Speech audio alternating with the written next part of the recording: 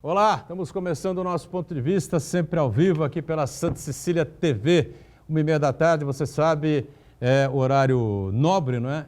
Da discussão política e, claro, o debate aprofundado dos temas, dos assuntos que formam a nossa pauta aqui na cidade, na região metropolitana, saúde, educação, meio ambiente, transporte, segurança pública, desenvolvimento econômico, geração de emprego e renda, enfim, algo que tem muito a ver com a retomada aí da construção civil.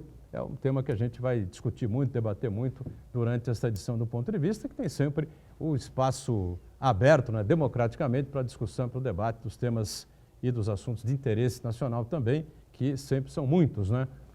O Jair Bolsonaro chegou à China e já declarou que está num país capitalista, só na cabeça dele, né? O país é capitalista.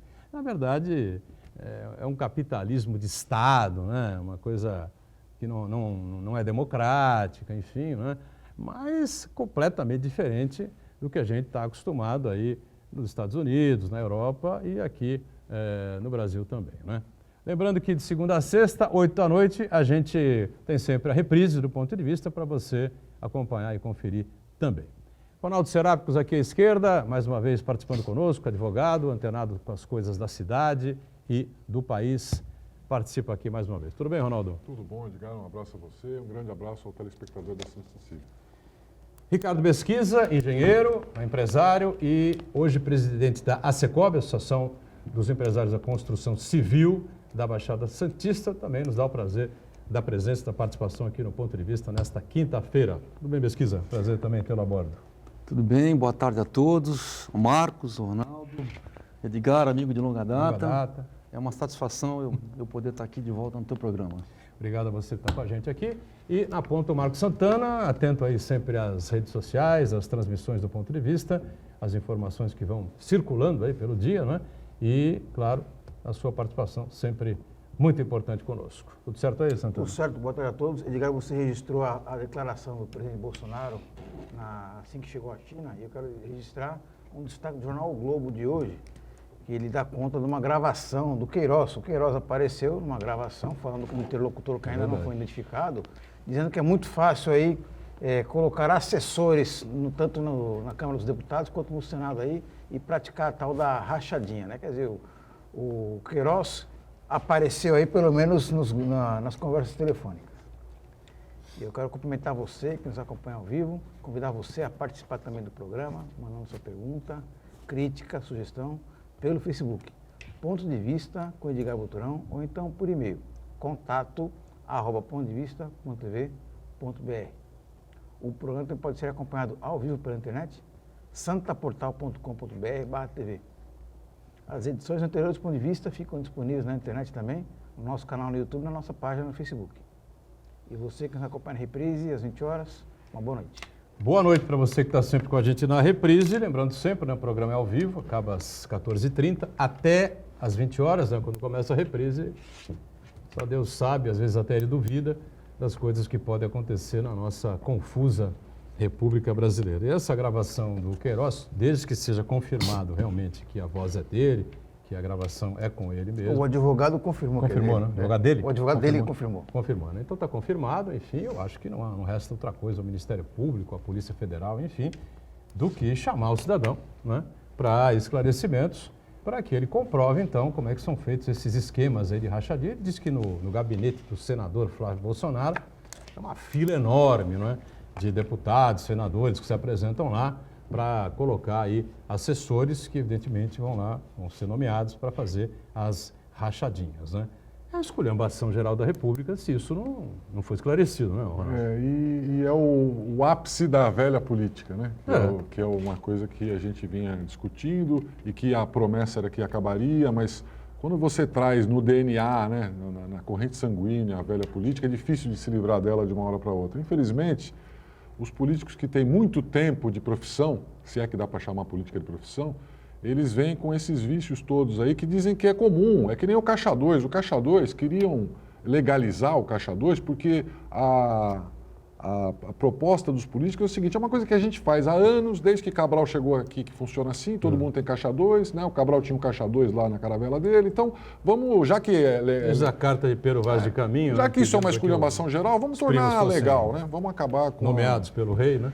Então o Brasil é assim, é um país que se acostumou com a corrupção, se acostumou com as coisas erradas, se acostumou com o jeitinho brasileiro e agora, ao invés de combater, a gente está tentando tornar isso parte da nossa cultura, que eu acho que é terrível, porque o Brasil, com as riquezas que tem, com o povo valente, amigável, próspero que tem aqui, tinha que ser um país desenvolvido, né? Não tem sentido um país tão grande, tão rico em riquezas naturais, com tanta população, não ser um dos 3, 4 países mais ricos do mundo, levando em consideração que nós estamos entre os 3, 4 países com mais território e com mais recursos naturais do planeta. Então, começa lá na política. Se a gente aceitar isso e achar que é normal, todo deputado faz, todo senador faz, é normal isso daí, a rachadinha faz parte do dia a dia.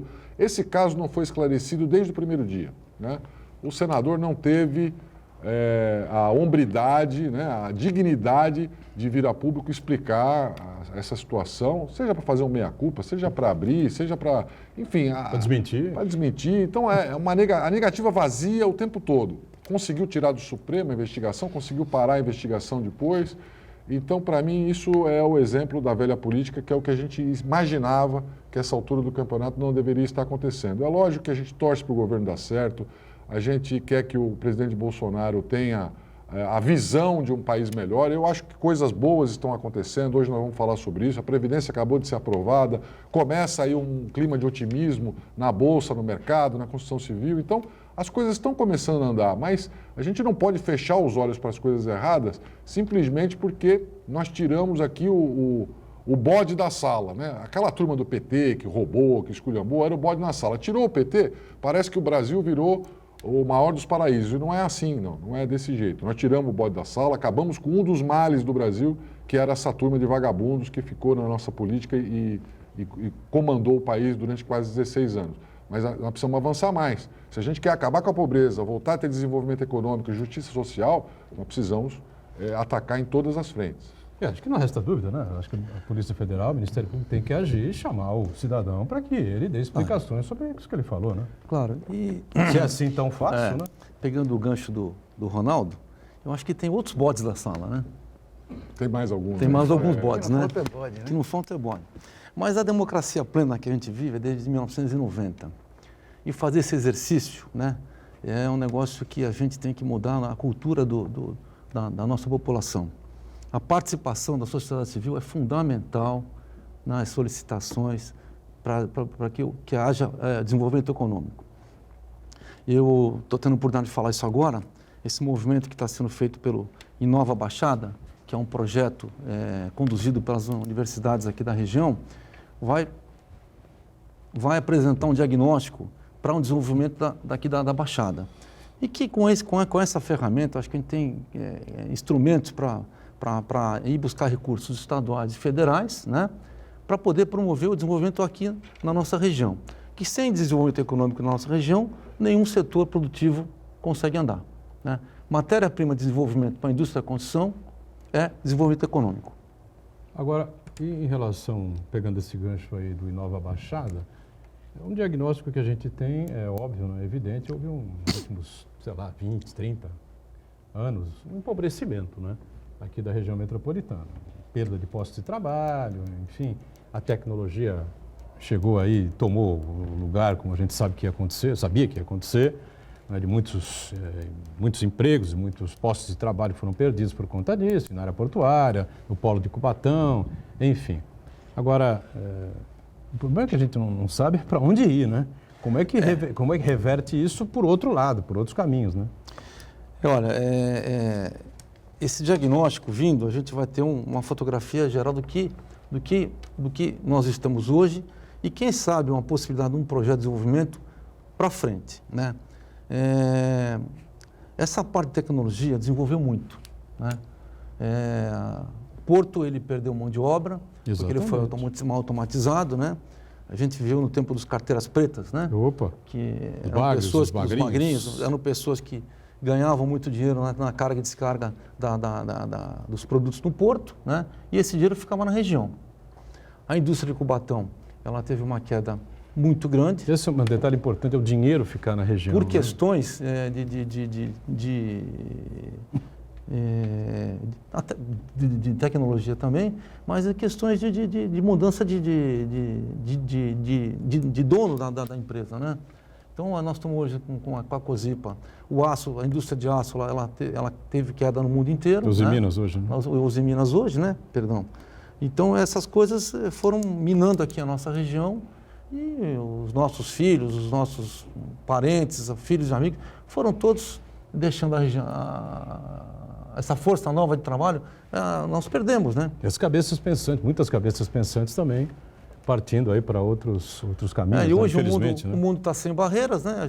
Não é muito raro a gente conhecer uma pessoa, um amigo, um parente que não esteja um filho, um sobrinho, ou alguém estudando fora do país e vivendo fora do país. E com relação à região, muita gente em São Paulo, enfim, né? São Paulo Não é que é um grande dúvida, polo, né? Um grande polo, é claro, a gente sabe disso, né? Santos Mas precisa ter uma retomada de algum jeito, né? Santos exporta talentos, né? Essa que é a verdade. Como não olha, tem mercado, as pessoas estão indo embora. Claro. Se formam aqui, nós temos um grande núcleo universitário, o pessoal se forma aqui e vai embora. Tem vindo gente, inclusive, de fora, vem, se forma e vai procurar emprego em outros lugares. Eu acho que a questão, Ricardo, é uma questão de reposicionamento, né? A cidade de Santos, de a Baixada Santista, ela tem que se reposicionar no cenário econômico nacional e internacional. A gente tem vários exemplos disso que aconteceram pelo mundo. Você pega Singapura, que é uma cidade-estado, ela se desenvolveu sendo um grande porto concentrador de cargas da Ásia. Então, todas as cargas se concentravam ali e eram distribuídas para o resto do mundo. Só que depois veio a China e os demais tigres asiáticos e passaram a não precisar mais de Singapura. Então, a China hoje tem os maiores portos do mundo lá de cargas pesadíssimas, né? Exporta para o mundo inteiro.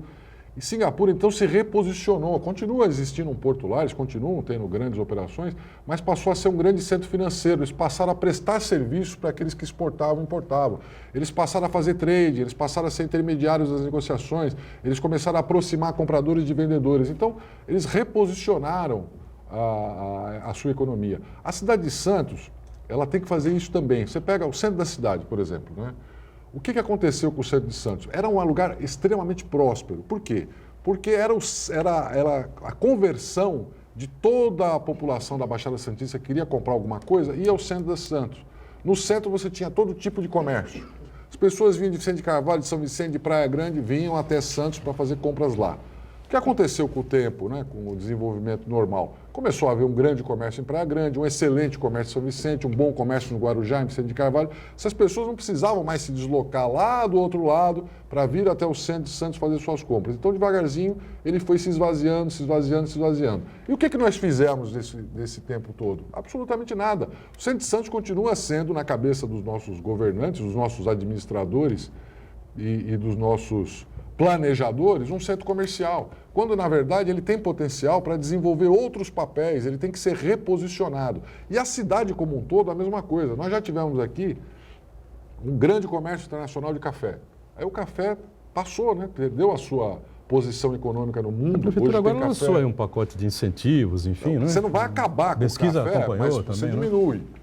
Então, a cidade precisa se reposicionar. Se nós temos hoje um porto que já não é tão significativo como foi em outras épocas em termos de mão de obra, ou seja, a gente não tem mais gente sendo empregada diretamente no porto, mas ele continua sendo o maior porto da América Latina, um dos maiores do mundo. Nós temos que prestar serviço. Claro. Nós tínhamos que ter aqui um incentivo generalizado, partindo da administração, para trazer os grandes prestadores de serviço ligados à atividade de importação e exportação. Esses prestadores de serviço estão em São Paulo, estão em Barueri, que paga menos ISS, tem em outros lugares. Então, nós perdemos a oportunidade de reposicionar a cidade. Você pega a construção civil, por exemplo, ela podia também ter recebido incentivos para isso. O centro da cidade já não é mais só comercial, vamos colocar moradia lá. Agora, tenta construir no centro da cidade para você ver que inferno que é aquilo. Você tem prédio tombado que não pode, aqui não pode, ali não pode, aqui tem que pagar o dobro, ali o terreno custa uma fortuna. Então, você tem os instrumentos econômicos para fazer a coisa andar, mas não deslancha, a coisa não anda. Você vê uma região que já tem toda a infraestrutura asfaltada, água, esgoto, semáforo, você coloca ali gente ocupando o centro da cidade, acabou, muda o bairro, né? Então a cidade tem que, Mas acho que tem esse é um dos objetivos. Nós né, ficamos muito tempo com a lei do Alegra Center, que era proibido construir imóveis residenciais na cidade.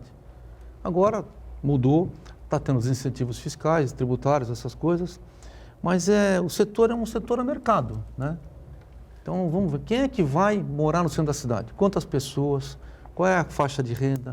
Qual é o desejo do tipo da unidade que vai se instalar lá? Tudo isso vem depois de uma maturação da lei, né? Nós vamos ter que desenvolver um mercado para o centro da cidade para a gente poder ter resultado nessa aprovação dessa lei de incentivos. Não basta só ter um incentivo. De repente, o incentivo não é suficiente. Precisa saber qual é o tamanho desse mercado, né? Perguntando aqui, fazer uma pergunta, quem é que vai morar no centro da cidade? Você moraria, outro moraria e tal? Em tese, essas pessoas que migraram para Praia Grande. Não, é o Minha Casa Minha Vida, né, Ricardo? Vê só, você tem áreas, do setor econômico, você né? tem áreas que o CDHU, por exemplo, investiu muito ruins, distantes, mal aparelhadas, né? Eu fui ver uma vez um conjunto habitacional em Cubatão, estava pronto, só para concluir, estava pronto, o CDHU terminou, entregou, e a prefeitura não podia entregar para os moradores, porque a parte do município era fazer a água e esgoto, e eles não tinham dinheiro para fazer. Inteiro. Ficou 3 anos fechado lá, quer dizer, você constrói, o CDHU constrói na cidade, ou Minha Casa Minha Vida, você vai ter gente que vai preferir estar ali, estar perto de tudo, né? Agora, o que acontece também? Você pega a Silva Jardim, por exemplo, você tem aquela região que era degradada. Quando foi para lá a Universidade, a Unifesp, nós perdemos, infelizmente, a oportunidade de reconstruir ali a hospedaria dos imigrantes. Mas você podia ali, era um entorno muito degradado e que você podia recuperar. Quando teve o boom econômico, as grandes construtoras falaram, vamos construir aqui. O que aconteceu com os terrenos? Dispararam de preço. Agora o meu terreno vale 5 vezes mais. Pronto. Então você, de vez em quando, tem que criar políticas públicas que também elas vão desagradar alguns. Tá certo? O seu terreno está vazio, não tem utilidade pública, não tem utilidade social, vai dobrar o IPTU. Você tem que vender, você tem que alugar, você tem que construir, você tem que fazer alguma coisa com o seu terreno. Você não pode especular com o seu terreno. Então, aqui, infelizmente... Especulou, não vendeu... E agora está lá. Caiu o mercado. Novamente. O mercado foi para lá, quer dizer, perdemos uma oportunidade de reestruturar toda aquela região, de restabelecer. Porque eu falei centro, mas é o centro, é o Paquetá, é a Vila Nova, é a Vila Matias. Então, todas essas áreas aí mal exploradas ainda, elas podiam ter se desenvolvido. A construção civil continua sendo obrigada, por uma questão de custo-benefício, a construir nas áreas nobres. Porque é onde tem condição de pagar o custo-benefício. Você citou Minha Casa Minha Vida, é sobre isso mesmo que o Valdomiro Trento fala aqui. Ele pergunta por que tanta dificuldade em manter e aperfeiçoar esse programa? Falta recursos, falta dinheiro. Olha, Minha Casa Minha Vida, volta minha... Se bem que o Ricardo Beschini pode falar muito melhor que eu sobre isso, mas normalmente, para mim, você não gera confiança no investidor e no construtor, né, no empreendedor, porque você não sabe se vai ter dinheiro amanhã para continuar fazendo. Mas tem muita empresa grande aí que ganhou dinheiro com Minha Casa Minha Vida. Ronaldo, você citou um ponto importante aí com relação à localização desses núcleos habitacionais, né?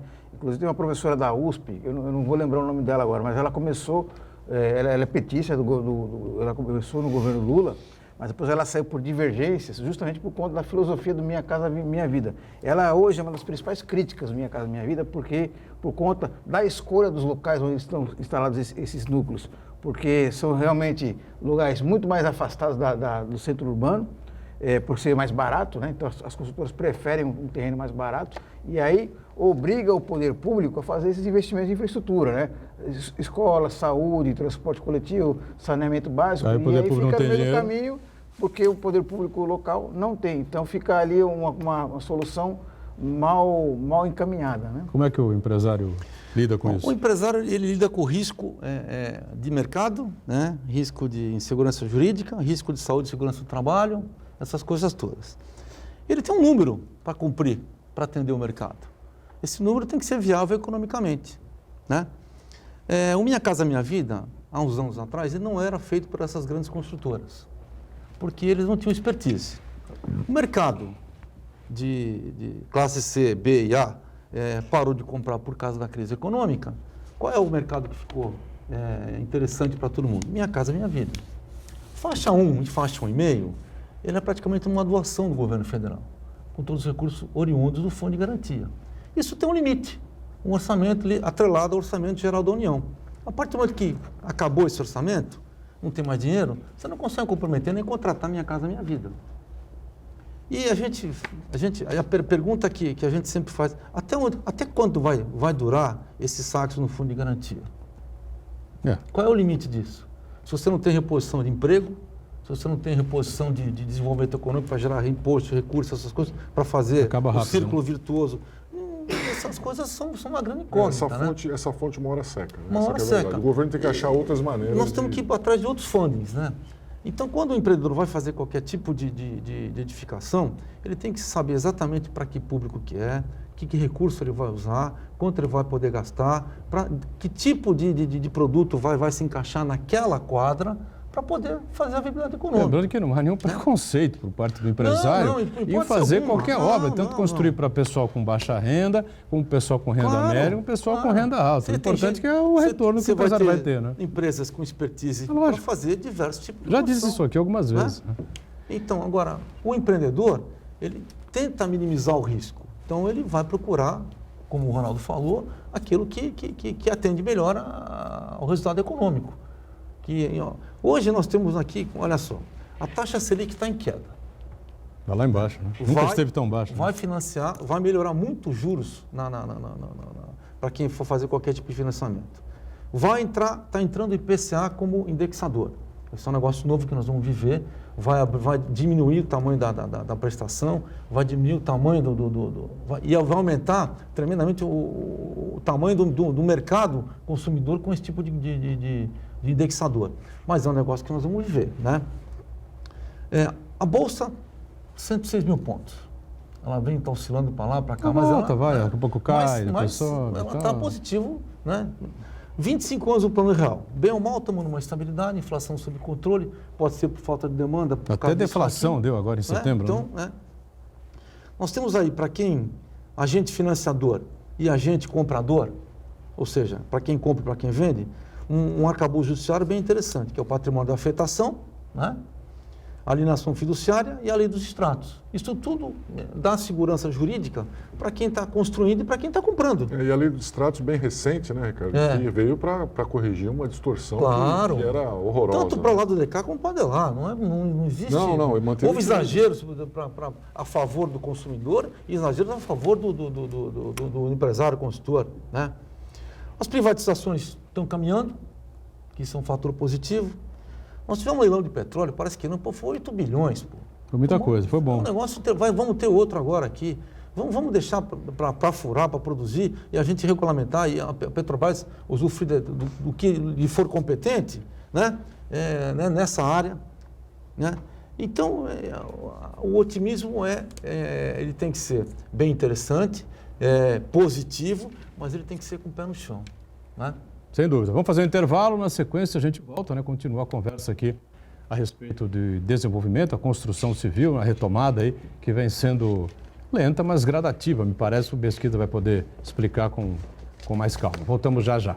Muito bem, Ricardo Mesquita, presidente da Secob, né? A pergunta que não quer calar aqui com o Ronaldo e com o Marcos Santana, você que está em casa acompanhando, é realmente saber se há mesmo uma retomada por parte da construção civil, que é o setor da economia que mais emprega, né? Especialmente a mão de obra não tão qualificada, mão de obra primária, enfim. Isso é muito importante para uma retomada de desenvolvimento da economia. A gente sabe que há uma recuperação aí da construção civil, mas eu não sei se ainda é tímida ou se já temos aí percentuais aí bastante significativos. Queria que você falasse um pouco sobre isso aí.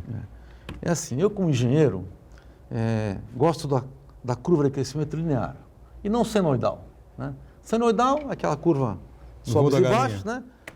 E eu vou da galinha. Voo da galinha. E empreendimento imobiliário é uma maravilha, que parece que você está subindo na montanha russa, né? Na subida, você começa a olhar, paisagem bonita, quando começa a descer, é aquela sensação que aqueles que forem em montanha russa conhecem. Mas nós desejamos um crescimento linear e gradual, que assim você consegue superar os problemas gradativamente. Vamos lá. A Abramat, a Associação Brasileira da Indústria de Materiais de Construção, registrou um crescimento nos últimos 12 meses de 1,5%. Parece pífio, mas é um crescimento. Nos últimos 12 meses? 12 meses. 1,5% o quê? De empreendimento? Não, no valor, em valores, né? Valores. O crédito imobiliário no Brasil, ele obteve seu nível mais baixo em dezembro de 2017, que foi Dezembro de 17, 44 foi um ano duro, bilhões, né? Crédito imobiliário. Nós agora estamos em 68 bilhões. Subiu bem, né? Então houve um crescimento. Fala para mim qual é o pico aí, Ricardo. Eu tô vendo O no seu pico gráfico. foi Que ano que foi 113 de dezembro de 14. 14, né? 14. Não, pra Chegou bater no com a pico, minha- aí a montanha-russa foi para baixo. Eu quero falar um pouco sobre isso. É quando né? teve mais crédito à disposição do empresário? Não, crédito, Não. crédito contratado. Contratado. Isso. Contratado. Tá? Era o mercado lá em cima. Nós hoje É, estamos o mercado vendendo e tal. Construindo e vendendo, né? no Nesse Brasil, período. com 2.380.000 trabalhadores na indústria da construção. 2 milhões? É. Hoje? É. Pode parecer pequeno Santos, mas no mês passado, de agosto, foram contratadas 178 vagas. Se você fizer uma continha de 178, 40 funcionários por obra, em média, você tem de 4 a 5 novas Eu torres. dei aqui os números né? do CAGED e a construção civil tinha sido aí o principal setor, né? Como sempre, né? Aí o mercado imobiliário. Hoje no Brasil, o mercado de alto e médio padrão, no Brasil, fica na ordem de 29% da indústria toda. Médio e alto padrão. É média do padrão. Outros mercados, né, 4%. E o Minha Casa Minha Vida, em função da crise, que todo mundo começou a construir, etc. Tal, ele fica na 67%. É alto também, né? É muito alto. Muito alto. Essa curva era inversa há uns anos atrás. Era 70% o mercado de médio e alto padrão e o Minha Casa Minha Vida... porque o mercado deu aquela... Não mudou, sofreu né? aquela queda, né? Não, Ou porque o que aconteceu? Esse mercado de alto e médio padrão ele parou de comprar. Parou de comprar, né? E qual era o recurso que tinha disponível? Fundo de garantia, né? Aquela história que a gente já sabe. Aqui, a cidade de São Paulo, que é um ponto fora da curva, né? Do acumulado de janeiro a agosto de 2019, foram vendidas 26.434 unidades. 26 mil? 26 mil unidades, né? É significativo para São Paulo? Porque São Paulo tem um número mágico, se você não lançar 33 mil unidades por ano, você não regula o mercado. Começa a influenciar para mais ou para menos. Né? Ou começa a ficar muito mais caro ou começa a cair o preço. Tem que construir 36 mil. 33 mil unidades. 33 mil Agora, unidades por ano. Por ano. Isso mesmo com a crise, isso foi feito? Isso, no acumulado, olha só, no acumulado do ano, setembro do ano passado, agosto, 40 mil unidades. Isso é dado do Secov. Tá bom? Tem algum número Na cidade de São Paulo. Na cidade de São Paulo? São Paulo. Agora aqui, nós estamos nos últimos anos aqui, né, nos últimos 12 meses, na Baixada Santista. De julho do ano passado até agora, nós lançamos 3.748 unidades em Baixada Santista. E foram vendidas 3.099 unidades. Então, os estoques ficaram pequenos. Esse número comprova, quando a gente vem aqui e vê os últimos 36 meses. Lançamos 9.870 unidades nos últimos 36 meses, vendemos 6.350. Ficamos com um saldo, que é o estoque, a gente chama de 3.520. É bom ter esse saldo ou é ruim? Não, mas isso foi sendo consumido, né?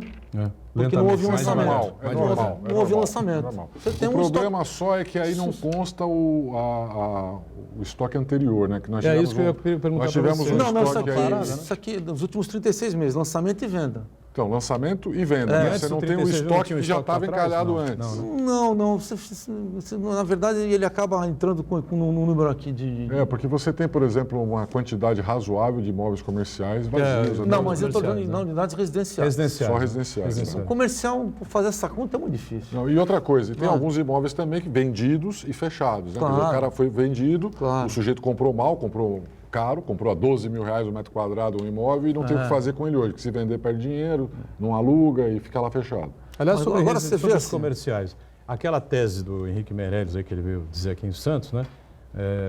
Retomada da Petrobras, não sei o quê, tá.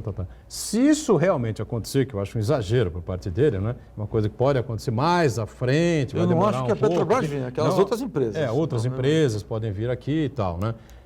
Aí eu acho que iria desovar esse estoque de comerciais que estão aí parados. O que está acontecendo? Pode ser que aconteça isso. Tem coisas que... O Ronaldo que a lembrou gente... bem, né? Tem Mas número aí de... Está havendo uma saída, uma fechados. fuga de escritórios do centro da cidade para esses outros prédios comerciais aqui. Sim, é verdade. Por questões de tecnologia, por questões de espaço, por questões de compartilhamento. Com 4 anos de atraso, né? Tem imóveis 4 anos fechados. Claro.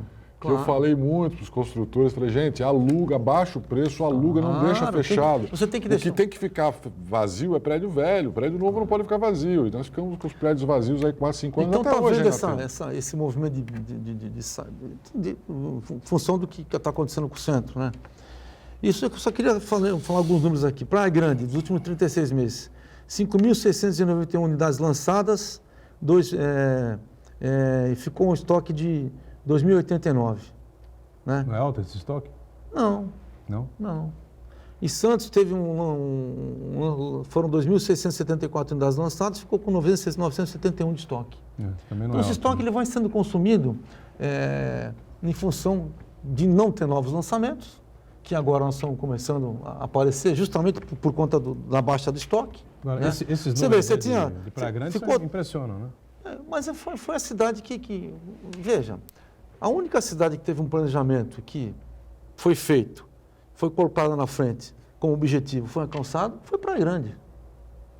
Por questões de... Tem espaço também, né? Tem mais terrenos. Por questões de geografia, vamos dizer assim, geografia, né? Facilita um pouco, né? Por gestão, né? Gestão pública também. Vamos ser claros. É diferenciada, né? a gestão claro, foi diferenciada. Né? Entendeu? E aqui a gente, você vê.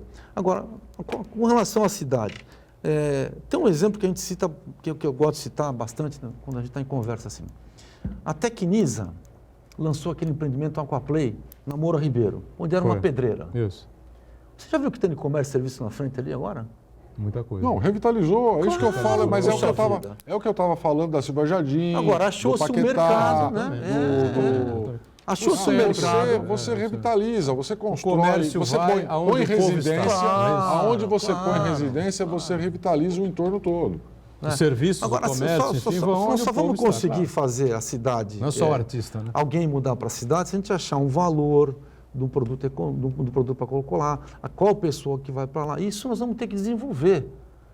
Tem que ser bem apesar apesar não, do fator positivo dos incentivos. Mas eu não sei se só isso é suficiente. Precisamos ter desenvolvimento. Porque você tem toda a infraestrutura na cidade. Dinheiro circulando. Agora, água, energia, escolas, hospitais, está tudo lá perto. Bem ou mal, o nosso transporte não é ruim. Não, é bom. E ali está no centro da cidade você tem ônibus para a cidade inteira, para baixar a cidade inteira. Santa Casa da Misericórdia. Outra coisa que pertinho do centro, que eu venho conversando também para a gente aumentar o desenvolvimento é fazer uma ligação Zona Leste Zona Oeste, um túnel. Sim, perfeito também. Você em vez de dar a volta, né, do morro para chegar lá, tem que fazer o túnel. É um negócio simples, que isso acho que com algum recurso do governo do estado ou governo federal a gente consegue fazer. O Pesquisa mostrou um gráfico aí que eu acho que é simbólico aí com relação à evolução do crédito imobiliário. Claro. Né? Porque o que acontece? É uma questão já macroeconômica, mas... Mas isso reflete, né? O dono do dinheiro que ele quer fazer aquele dinheiro multiplicar, ele vai, logicamente, procurar a condição mais atrativa. E qual que é hoje a mais atrativa? É apostar em títulos da dívida pública, títulos do governo, em vez de apostar tanto no crédito ao comprador quanto ao construtor, né? Como ele ganha muito mais dinheiro, né? Título da dívida pública, claro, né? LCI, LCA, esse tipo de coisa toda, a construção civil e também o comprador, aquela pessoa que não tem o dinheiro para comprar à vista, mas poderia ter acesso a um crédito imobiliário para comprar em parcelas, ela fica impossibilitada. Então, eu acho que é uma questão macroeconômica aí de fazer com que o ambiente econômico do país seja mais favorável a que o dinheiro vá para o setor produtivo, no caso da construção civil, em vez do dinheiro especulativo. Eu acho que a partir da queda da Selic, essas coisas, vai ter uma tendência de você ter... as pessoas vão querer buscar alguns investimentos com um pouquinho mais de risco. Sim, né? E mais rentabilidade, né? Mais rentabilidade. Não, e o risco mesmo a dívida pública vai começar a render muito pouco daqui para frente. Mas Tesouro com essa taxa Selic baixando, fica muito mais barato pagar a dívida. O governo. É claro, você investir hoje no financiamento dá um retorno maior do que o investimento. Então, o consumidor Tem que sair pra brasileiro... produção. Porque o consumidor brasileiro continua pagando um juro muito alto, né? Você continua pagando um juro absurdo no cartão de crédito, continua pagando, até na construção civil. O crédito imobiliário O crédito é caro. imobiliário ainda é caro comparado com a nossa taxa de juros Selic, por exemplo, né? A Selic é 0, alguma coisa e você vai lá financiar um imóvel hoje 9% ao ano, não é porcaria. Então, ainda é um lugar para se ganhar dinheiro, você investir no financiamento para a construção civil principalmente, né? Como já foi, por exemplo, para veículos. Teve uma época que as instituições financeiras ganharam muito dinheiro financiando a venda de veículos, que, diferente da construção civil, já não gera os mesmos empregos que gerava antigamente. Antigamente, a indústria automobilística era realmente o carro-chefe da economia brasileira em termos de retomada e desenvolvimento, não é mais. Hoje o Brasil precisa de outras alternativas e eu acho que a construção civil e a indústria de infraestrutura são as que estão as bolas da vez para o Brasil voltar a crescer. Até porque, olha só, não tem automação na indústria da construção. Não dava por robô lá, não. Né? E outra alguma coisa, coisa entrou, né? Mas não se compara a indústria É muito automobilística. capitalizado. De um parafuso a uma lâmpada, gente. Não, você Olha a começa desde a matéria-prima, depois os cimento, produtos areia, acabados, até o você tem uma acabamento. cadeia Cadeia produtiva enorme. de produtivo. Enorme. E aí você movimenta engenheiros, técnicos, corretores, advogados, vendedores, é toda uma Arquiteto, cadeia, decorador, arquiteto, decorador, o cara da luminária, o cara da luz, o serralheiro. cara do vidro. É uma cadeia gigante. Olha E aqui. que gera prosperidade, porque as pessoas, quando passam até a sua propriedade, começam a ter noção de que você tem um patrimônio fixo ali, é uma economia, é um sonho de uma vida, isso também gera prosperidade. Né? Diz aqui o Valdo Cruz, né, na sua coluna no G1, que o ministro Paulo Guedes está preparando aí medidas para a geração de para geração de emprego e novas reformas estruturais, né? Uma das medidas, segundo Paulo Guedes, seria diminuir encargos trabalhistas pagos por empresas relativos a trabalhadores jovens. Eu não sei o que significa trabalhadores jovens. Seria na faixa de 20 a 29 anos, talvez, né? Não sei, né? Nos primeiros anos de emprego. Fica uma coisa meio vaga, né? O que é o jovem, o que são os primeiros anos de emprego, essa coisa Você se sente jovem. Mas aí... Olha, já eu procurou. faria o contrário. Aí- Eu acho que existe hoje mercado para os jovens. O Brasil precisa voltar a crescer, precisa voltar a se desenvolver. A roda girando, o jovem é o primeiro a arrumar emprego. Agora, você tem uma fatia da população de 60 anos, Cinquentão aí, no 55. auge da sua capacidade intelectual, que não arruma emprego. Eu Esse preferia, ato aí nós vamos pagar caro. Eu preferia Lá na frente. você dar benefício para você investir as pessoas que têm experiência, que têm condição de... Não que você não deva empregar o jovem, é claro que tem que empregar o jovem, mas as estatísticas todas mostram que o jovem tem 3, 4 vezes mais chance de arrumar um emprego que uma pessoa acima de 50 anos. E 50, hein? Isso porque 60, 65 anos um cara no mercado de trabalho hoje é uma coisa absolutamente normal. O cara está no auge da experiência e capacidade Agora, intelectual tem uma outra dele. coisa que ele fala aqui na sequência, né? E o Paulo Guedes já bateu nisso muitas vezes, isso eu concordo com ele, gênero, número e grau, né? Que é quando ele fala em mexer no pacto federativo, né? Não, isso é vida ou morte. Ele já deu algumas declarações que eu acho importantíssimas, são corretas, né? Na verdade não mexeu nisso, né? Não foi para cima, porque o presidente da República é devagar, quase parando, né? Vamos falar o que é verdade, né? Não vai para cima das questões mais importantes do país, fica nas coisas periféricas e nas pautas familiares, né? Que o Paulo Guedes já disse várias vezes que a receita para as coisas irem mal, darem totalmente erradas, são ministérios com muito dinheiro, né?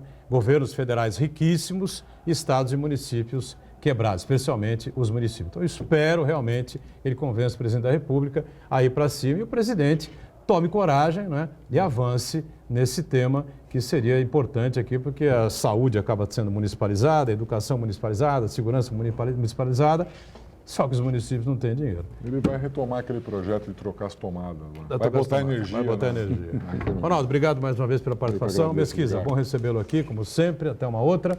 Santana está sempre conosco, ponto de vista ao vivo, segunda a sexta, 1h30 da tarde, você sabe, a reprise às 8 da noite, sempre aqui na Santa Cecília TV. Obrigado, valeu gente. Muito bem, a gente volta aqui na sequência do Ponto de Vista com o Ronaldo Serápicos, com o nosso Ricardo Mesquisa, presidente da ASECOB, e o Marcos Santana aí atento às redes sociais. Só a gente falou no começo sobre essa gravação divulgada pelo G1 ou pelo Globo, né? Jornal Globo. G1? Jornal o Globo. Jornal Globo, né? Jornal O Globo, do famoso Queiroz, né, dizendo que a coisa mais fácil que existe hoje é você pegar cargo lá no Congresso Nacional, que no gabinete do Flávio Bolsonaro, lá cheio de senador, fila de senador, deputado, enfim, para fazer a tal rachadinha que 20 pau para a gente que é chefe de família é uma beleza, né, e tal, não sei o quê. Bom, se o cara ganha 20 pau com rachadinha e tudo, imagina que sobra o posto parlamentar, né? Não é brinquedo. E o Bolsonaro lá na China disse o seguinte: Queiroz cuida da vida dele, eu cuido da minha. E o Flávio Bolsonaro disse que não tem nada disso, que não vê o Queiroz há quase um ano e essa coisa toda. Bom, já responderam nem para um lado nem para o outro, né? Tentaram sair de alguma forma, né? Bom, rapidamente a reforma da Previdência foi aprovada. Bom, foi bom, você acha, Ronaldo? Então, Edgar, era uma mistura de alívio com tristeza, né? Alívio porque o Brasil precisava fazer a reforma da Previdência, era inevitável, era imprescindível. Então, nós tínhamos que fazer, o país ia quebrar, se não fizesse ia quebrar. Eu ainda me assusto de ver gente achando que a Terra é plana e que a Previdência dá lucro. Quer dizer, ainda existe esse tipo de gente ingênua, né, no país. Estava na cara que o Brasil não ia aguentar. Então, foi necessário. Só que isso gera uma preocupação a longo prazo. Se a gente resolve o problema imediato do governo de economizar esses recursos, em 10 anos, 800 bilhões, mas qual que é a preocupação? Em 10 anos, 800 bilhões a menos de dinheiro na economia.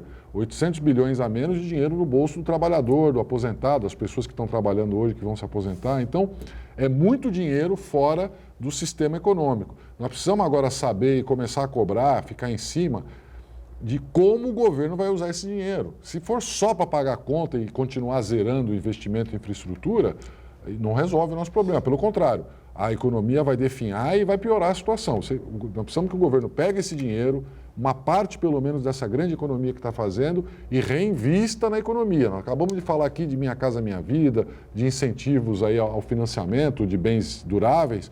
O governo precisa, uma hora, colocar dinheiro nesses planos de renovação da infraestrutura brasileira. Voltar a fazer investimentos. Voltar a fazer investimento. Porque só depender de fundo de garantia, como a vida inteira, o Brasil só dependeu de fundo de garantia para fazer investimentos na área de moradia. Não dá mais. Saneamento básico. O Ricardo acabou de falar, daqui a pouco vai acabar esse recurso, né? A gente não consegue renovar, não tem mais empregos, então nós precisamos urgentemente que o Brasil aproveite esta oportunidade, que é única, porque não vai ter outra reforma da Previdência, talvez alguns ajustes, mas uma de 800 bilhões, nunca mais, né? Vai demorar muitos anos para acontecer.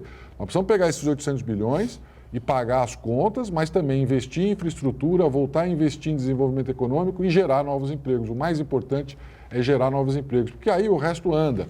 Se as pessoas estiverem ganhando bem, pagando as suas contas, elas vão ter dinheiro para um pouco de lazer, para turismo, para comprar sua casa própria, trocar de carro, comprar roupa e assim por diante. E aí tudo, essa roda anda. É a volta da confiança. Eu faço uma crítica constante aqui às principais emissoras, as cabeças de rede, nacionais, enfim, né, que compraram a reforma da Previdência.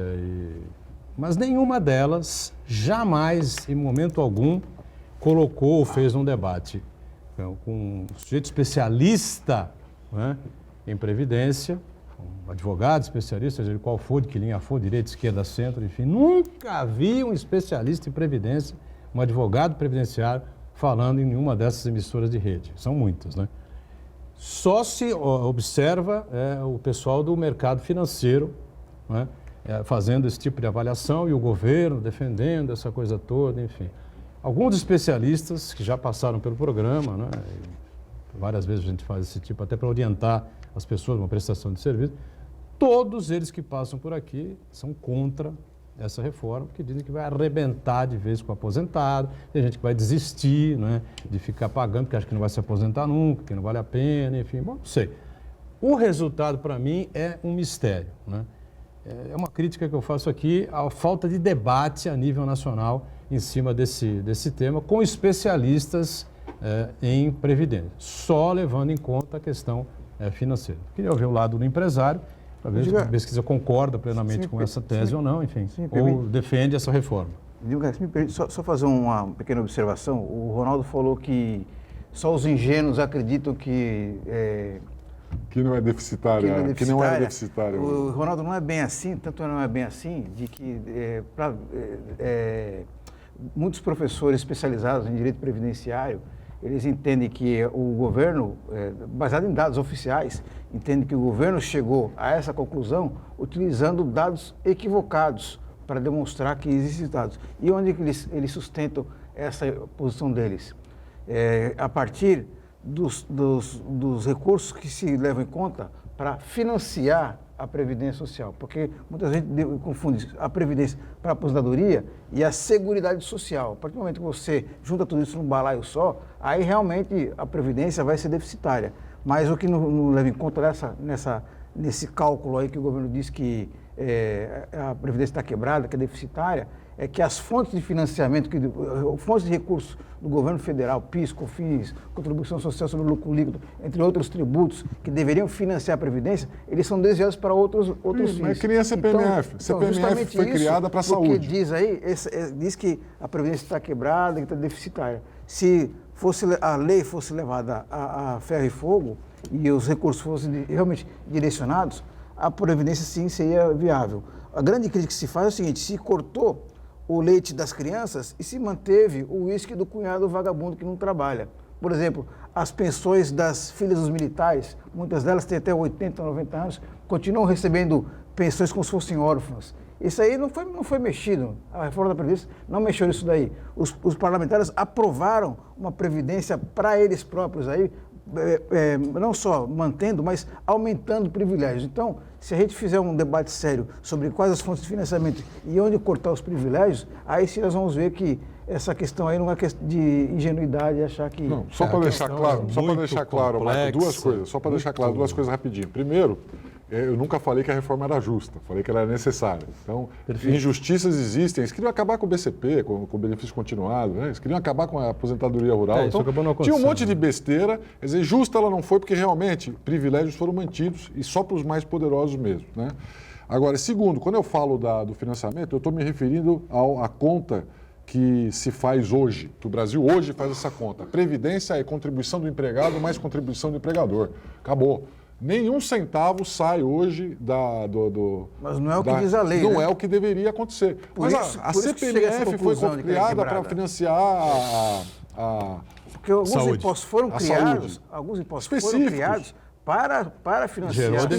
Gerou demissão do ministro da época. O fim social veio, era para dar uma explosão, um incremento na Previdência, porque o Brasil, quando eu criei esse sistema, era simples, né? Nós tínhamos 75% da população trabalhando e 25% da população ativa aposentada. De repente, isso equilibrou. Quando virou meio a meio, hoje nós temos metade da população aposentada, outra metade trabalhando, aí quebrou.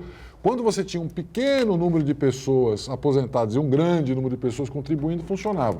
Então, realmente, hoje... Esses especialistas que participam aqui, mas hoje o Brasil... Essa é uma teoria. Não, mas é só fazer a conta. Vê quanto que paga. Não. Eles fazem outra conta aqui para você e prova que está ao contrário. Então, é uma coisa confusa, entendeu? Não, é difícil da gente compreender. É o que o Marcos falou. Existiam alguns impostos que deveriam financiar a Previdência e não financiam. Então, o Brasil hoje paga a Previdência com essa conta simples. É a contribuição do empregado mais a contribuição do empregador. Acabou. O resto, e se você fizer a conta, não dá para o cara se aposentar com isso. Empresas gigantescas que não pagam, que sonegam ao INSS, a aposentadoria, não acontece nada. Bom, enfim, pesquisa. Olha, eu não sou questão da reforma. Eu não sou especialista em Previdência. Não, Previdência não, é a questão econômica que está em discussão. Mas a reforma ela é positiva, né? Apartamento, prédio, para alguém comprar. Claro. O que eu posso dizer é o seguinte, é que nós, como sociedade civil, não aguentamos mais pagar impostos. Nós não suportamos mais. Essa conta não está fechando mais. Eu tenho um sócio municipal, estadual, federal, de 5 a 6 meses que eu tenho que estar comigo. E não estou vendo esse retorno em lugar nenhum. Há quanto tempo a gente escuta, né? E sem desenvolvimento, a gente não tem esse reinvestimento, né, na sociedade, né? E há quanto tempo a gente escuta falar sobre saúde, segurança, né, educação, essas coisas? Desde que eu fiz meu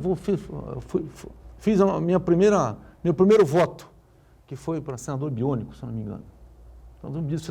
Senador biônico, foi o tempo que era Arena ou MDB. Só tinha 2 partidos, ou escolhia um, escolhia outro. E a primeira eleição que eu participei foi naquela do... 1978? Horácio Quercia. Jura? É. Pô. Não pode ser. Como não? Está confundindo, não é possível. Não pode ter a cidade toda. Pô, não. 74? Não, não pode ser. Não, foi depois de... 78? Foi. 1978, o seu primeiro voto? É.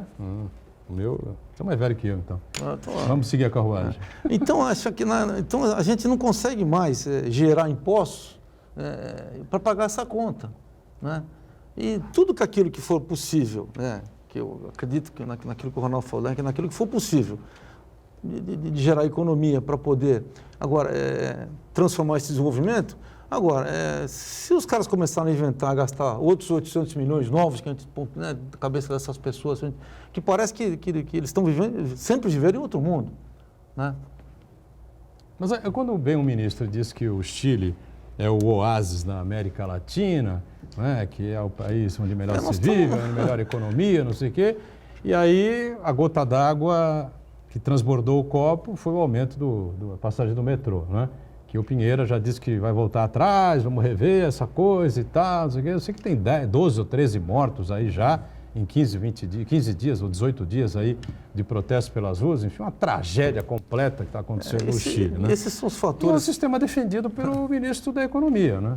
Ele tem um viés liberal, né? Que até então nosso país não experimentou, né? É assim, nós temos características diferentes, né? A gente sempre escuta de todas as pessoas que convivem com a gente, fora daqui, o país não é para amadores, o Brasil, né? E a gente está vivendo uma confusão enorme fora do país, que isso deve refletir economicamente, a gente não sei até que ponto. O Chile, a Argentina, Equador, Venezuela, essas Bolívia coisas também todas, já né? vai entrando em E aí nós estamos mais uma eleição do Evo Morales. Nós estamos aí num quadro externo aí de China versus Estados Unidos versus China e outros que tais. E isso a gente, né, vai ter que conviver com isso. Bom, a gente está acompanhando aí um evento que houve aqui na cidade, né? A Pesquisa participou, enfim, né? Houve a presença do Henrique Meirelles, né? Ex-presidente do Banco Central, né? Um homem de mercado e tal, né? Ele disse que é bancário, não é banqueiro.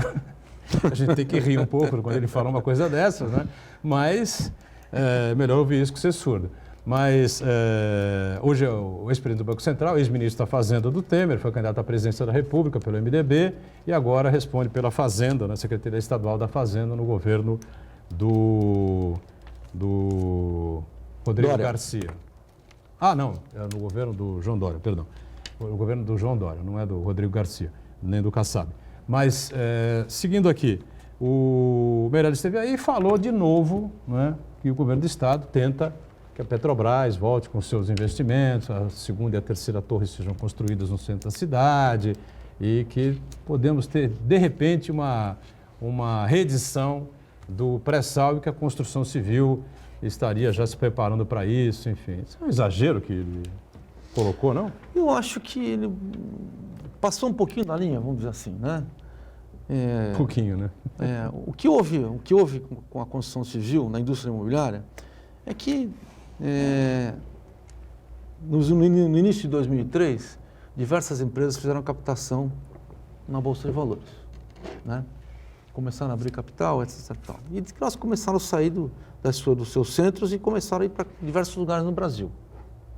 Pegamos aí os bons ventos na economia, né? Os bons ventos de crescimento e explodiu-se, né?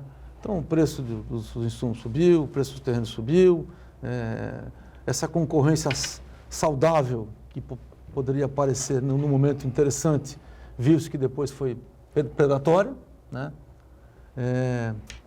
E aqui na nossa região, a única diferença que teve foi esse incremento da Petrobras.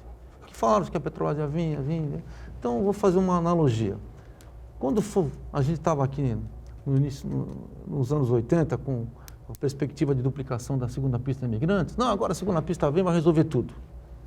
Não resolveu nada, né? 2002. Final de 2002 foi a inauguração, né? Aí começou aquela história do boom imobiliário, não sei o que. E aquele negócio, e as não coisas foi bem assim, virou uma grande avenida, né?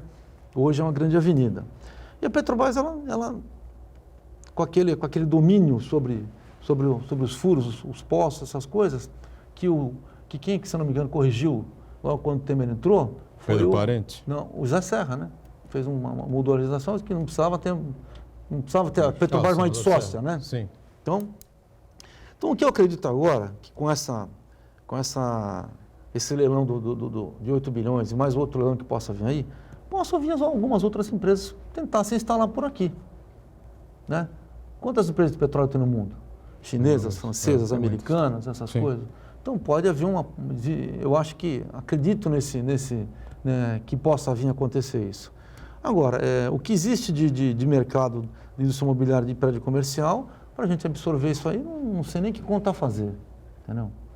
Temos que aguardar. Um break então, já a gente volta para saber aqui como é que anda a recuperação da construção civil, os empresários estão animados, enfim, né? Vamos ter novos lançamentos aqui na cidade, na região, os financiamentos, como é que andam, enfim. Já a gente volta.